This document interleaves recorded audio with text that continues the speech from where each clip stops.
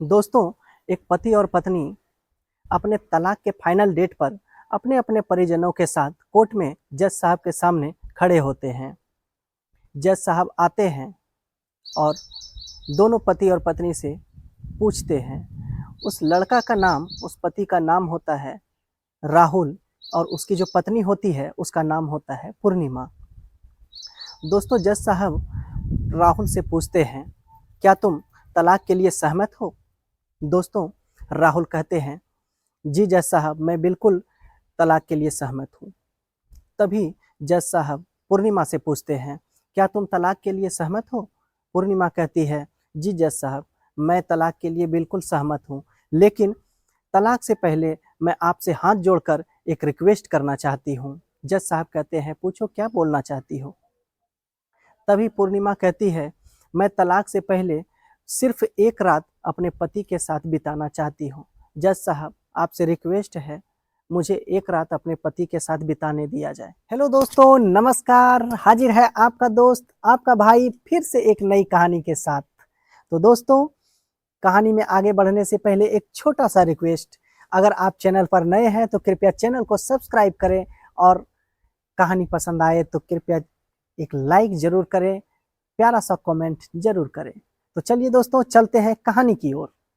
दोस्तों, जज साहब जैसे ही पूर्णिमा की बातों को सुनते हैं, जज साहब थोड़े गुस्से हो जाते हैं और कहते हैं, 4 साल से तुम्हारी केस चल रही है तलाक का, और उसके बाद पिछली बार भी मैंने 6 महीना का मोहलत दिया तुम्हें कि 6 महीने में आपस में दोनों एक फैसला कर लो, नहीं तो 6 महीने के बाद मैं अपना फैसला सुनाऊंगा। और आज वो समय आ गया है। आज भी तुम अपने पति के साथ एक रात बिताने के लिए मोहलत ही मांग रही हो। दोस्तों, वो जज साहब जो होते हैं वो भी एक इंसान ही होते हैं। जज साहब सोचते हैं, शायद एक रात की मोहलत की वजह से इन दोनों का तलाक रुक जाए और दोनों का घर बस जाए, तो इससे ज़्यादा अच्छा क्या हो सकता है। और फिर ये सोचते हुए जज साहब दोनों को एक रात बिताने की मौका दे देते हैं और कहते हैं, अगले सुबह तुम्हें 10 बजे फिर से कोर्ट में हाजिर हो जाना है। दोस्तों, जज साहब की बात सुनते ही लड़की के परिजन लड़की को भला बुरा कहने लगते हैं। जज साहब लड़की के परिजनों की बात सुनते हैं और कहते हैं, 4 साल से तुम्हारी लड़की का केस चल रहा है, तुम चाहते तो इसे समझा भी सकते थे, और अगर तुम समझा लेते तो शायद इस कोर्ट में आने की ज़रूरत नहीं होती। लड़की को अपनी ज़िंदगी जीने का पूरा अधिकार है। लड़की को अपने पति के साथ एक रात बिताने की पूरी अधिकार है। इसमें तुम कुछ नहीं कह सकते हो। दोस्तों, जज साहब की बात सुनते ही लड़की के परिजन भी चुप हो जाते हैं। दोस्तों, पूर्णिमा कोर्ट से बाहर चली आती है और राहुल भी थोड़ी देर बाद कोर्ट से बाहर आता है। पूर्णिमा कोर्ट के बाहर राहुल के पास जाती है और कहती है, तुम्हारा मन मुझसे मिलने का हो या ना हो, मेरे साथ बिताने का हो या ना हो, लेकिन तुम्हें मेरे साथ आज की रात बितानी ही होगी, क्योंकि ये जज साहब का ऑर्डर है। दोस्तों, राहुल कुछ नहीं बोलता है, कहता है, ठीक है, लेकिन आज की रात जो बिताएंगे हम दोनों, वो ना तुम्हारे घर पे बिताएंगे, ना ही मैं अपने घर पे बिताऊंगी। हम दोनों आज एक होटल में बिताएंगे, लेकिन किस होटल में बिताएंगे और कितने बजे बिता आना है, ये सारी बातें तुम्हें फ़ोन कॉल पर बता देंगे। दोस्तों, राहुल कहता है, ठीक है, और वहाँ से राहुल चला जाता है। पूर्णिमा भी चली जाती है। उसके बाद ठीक शाम होते ही पूर्णिमा राहुल को कॉल करती है और होटल का पता और टाइम बता देती है।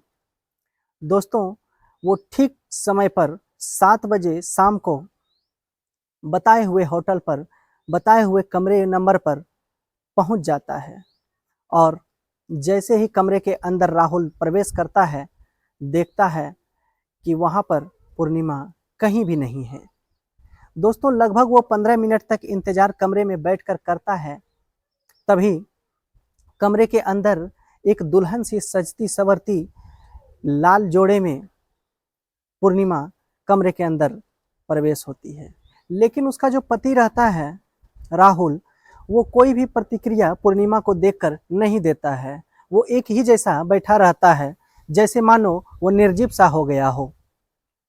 दोस्तों थोड़ा करीब जाती है पूर्णिमा और राहुल से कहती है, क्या तुम ठीक हो? लेकिन राहुल कोई जवाब नहीं देता है। तभी पूर्णिमा करीब जाकर उसके पास बैठ जाती है और अपनी एक हाथ को राहुल के कंधे पर रख देती है। तभी उसके कान में सटकर पूर्णिमा कहती है, आज तुम जो चाहे कर सकते हो, आज की रात तुम्हारे नाम है, मैं बिल्कुल मना नहीं करूंगी, मैं कुछ नहीं कहूंगी। लेकिन फिर भी उसका पति राहुल कोई प्रतिक्रिया नहीं देता है, चुपचाप मानो बेजान सा बैठा रहता है, जैसे उसके कानों में अपनी पत्नी की बात पहुंचा ही ना हो। दोस्तों लेकिन उसकी पत्नी पूर्णिमा एक अलग ही अंदाज में आई होती है, एक अलग ही मूड में होती है। वो अपने पति के पास रोमांटिक अंदाज में बैठकर और उसको अपनी बाहों में भरने की कोशिश करती है।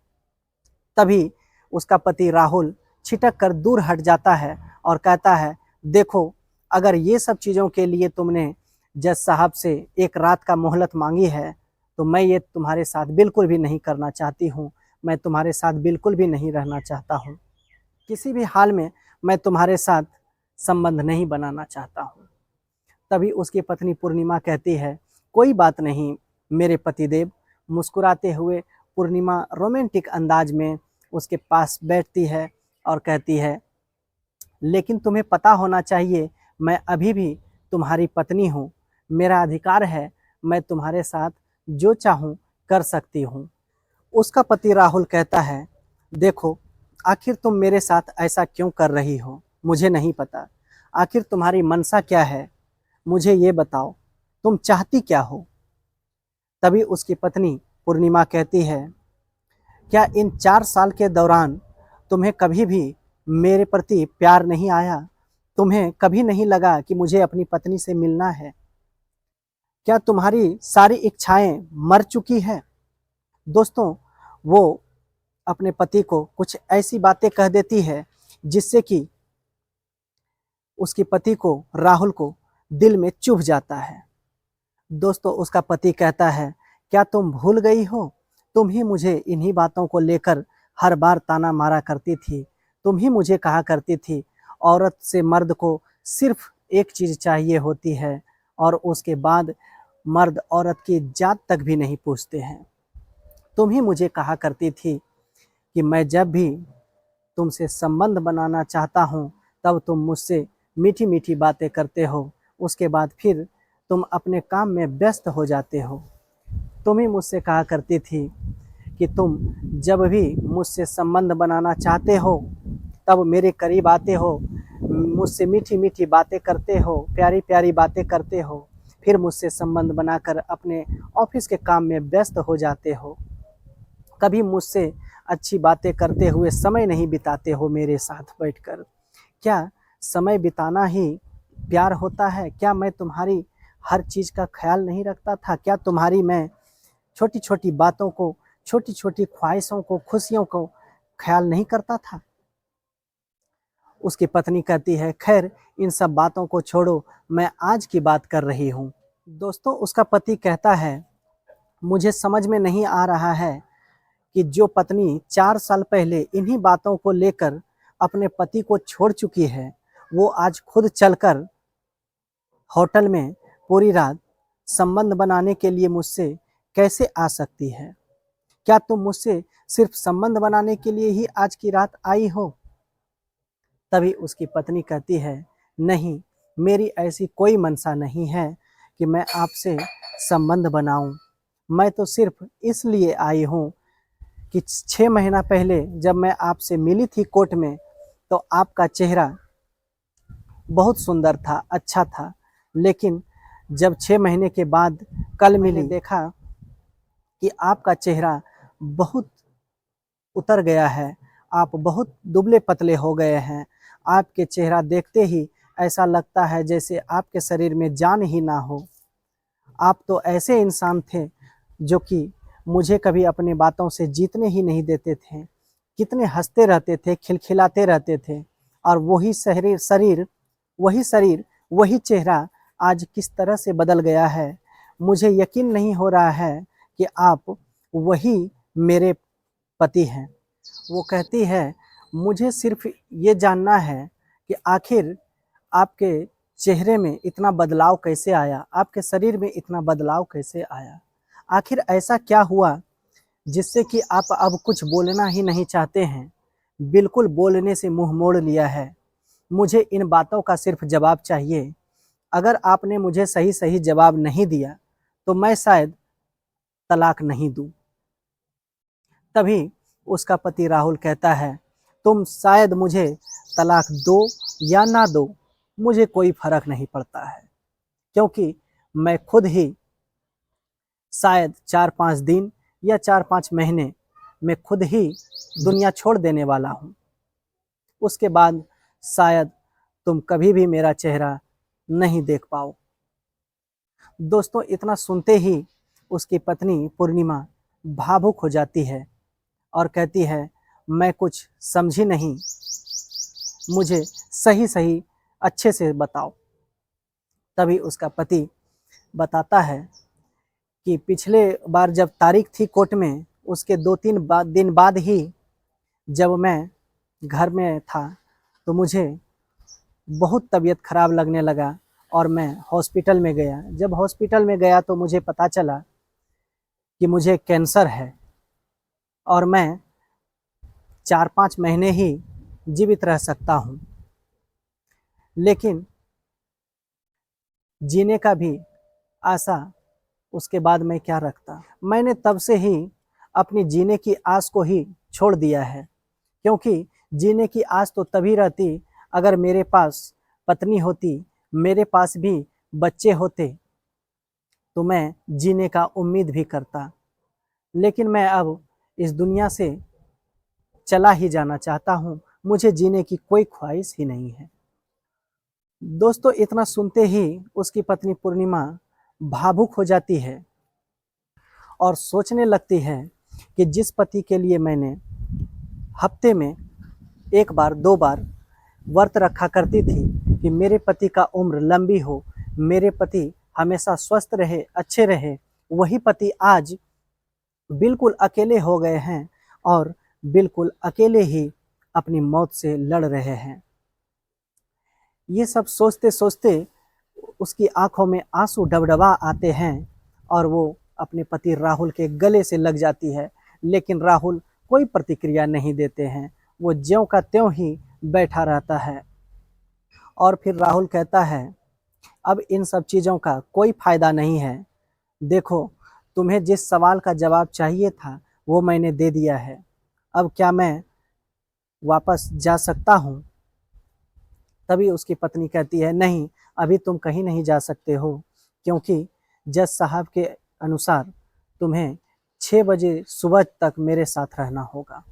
वो कहती है, सुबह 6 बजे के बाद हम दोनों को यहाँ से जाना है और फिर 10 बजे जज साहब के सामने भी पेश होना है, ताकि जज साहब के सामने बयान दे सकूं और हम दोनों का तलाक हो सके। तुम्हें अभी भी बहुत समय है, आज की रात तुम चाहो तो मेरे साथ जो चाहो कर सकते हो, मैं तुम्हें बिल्कुल मना नहीं करूँगी।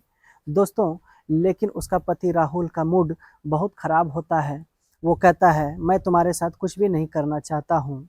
फिर दोनों पति पत्नी के बीच में अपनी बिताई हुई पुरानी बातें दोनों के बीच होने लगती है और होते-होते काफ़ी सारी बातें होती है।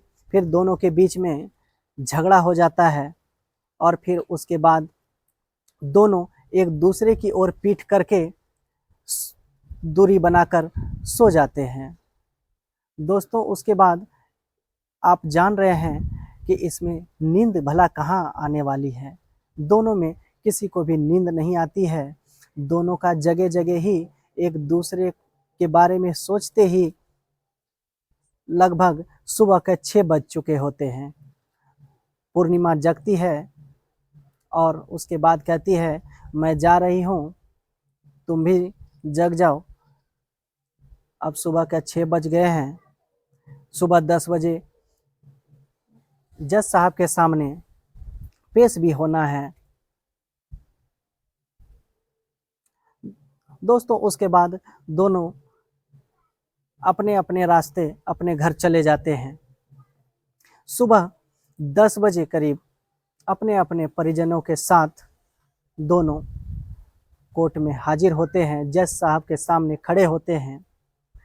जज साहब ये सोचकर सुबह सुबह आते हैं कि शायद आज इन दोनों का तलाक ना हो, दोनों में प्यार बन गया हो। तभी जज साहब पूछते हैं राहुल से, क्या तुम तलाक के लिए तैयार हो? दोस्तों राहुल कहता है, जी मैं तलाक के लिए बिल्कुल सहमत हूँ, मुझे कोई दिक्कत नहीं है। तभी उसकी पत्नी पूर्णिमा से पूछते हैं, लेकिन उससे पहले जज साहब काफ़ी आश्चर्यचकित हो चुके होते हैं और उनके मन में एक अजीब सी चल रही होती है। वो भी सोच रहे होते हैं कि शायद ये तलाक होकर ही रहेगा। तभी पूर्णिमा से पूछते हैं जज साहब कि क्या तुम तलाक के लिए तैयार हो? पूर्णिमा कहती है, नहीं जज साहब, मैं तलाक के लिए अब तैयार नहीं हूँ। मुझे मेरे पति के साथ अब जीना है, उसके सुख दुख को एक साथ बांटना है। मेरे पति बहुत ही ज़्यादा तकलीफ़ में हैं, मैं उनकी तकलीफ़ को अपने साथ मिलकर बांटना चाहती हूँ। मैं अपने पति का सेवा करना चाहती हूँ। मैं अपने पति को अपना जीवन का सारा प्यार देना चाहती हूँ। तभी जज साहब कहते हैं, ऐसा क्या हुआ ऐसा क्या हुआ जिससे तुम अब अपने पति के साथ रहना चाहती हो? ऐसी कौन सी तकलीफ में है ये? तभी उसकी पत्नी बताती है कि मेरे पति को कैंसर है और ये अपनी ज़िंदगी और मौत से लड़ रहे हैं अकेले, ऐसी परिस्थिति में जिसके लिए मैं हफ्ते में 2 बार व्रत रखा करती थी कि मेरे पति का उम्र लंबा हो, मेरे पति हमेशा स्वस्थ रहे। और ये हमेशा मना किया करते थे कि तुम अच्छे से रहो, खाना खाओ, ये व्रत वगैरह छोड़ दो। और इन सब बीचों में कई बार हम दोनों में नोक झोंक हो जाया करता था। आज वही पति अपनी मौत से लड़ रहे हैं और मैं उनके पास भी खड़ी नहीं हूँ। मुझे अपने पति के साथ ही रहना है, मैं तलाक नहीं देना चाहती हूँ। दोस्तों ये सुनते ही जज साहब खुश हो जाते हैं, लेकिन लड़की के परिजन वो नाराज़ हो जाते हैं और कहते हैं लड़की को कि ये तुम क्या कर रही हो? तुम्हें मालूम है जब कि इसको कैंसर है, ये 4-5 महीने में मरने वाला है, फिर भी तुम इसके साथ ज़िंदगी बिताना चाहती हो? तुम छोड़ दो, अभी भी मौका है, मैं तुम्हें कहीं और शादी करवा दूंगा। लेकिन लड़की कहती है, नहीं, ये ज़िंदगी मेरी है, फैसला भी मेरा ही होगा, मैं आज किसी की नहीं सुनूंगी, मैं अपने पति के साथ अपने पति के ही घर में रहूंगी। दोस्तों उसके बाद ये सुनते ही उसका पति राहुल भावुक हो जाता है और आंखों में आंसू छलक जाता है। उसके बाद दोनों एक दूसरे से गले मिलते हैं, फिर अपने घर वापस आ जाते हैं और फिर अपनी ज़िंदगी को खुशी खुशी जीने लगते हैं। अपने सुख दुख को एक साथ मिलकर दोनों पति पत्नी बांटने लगते हैं।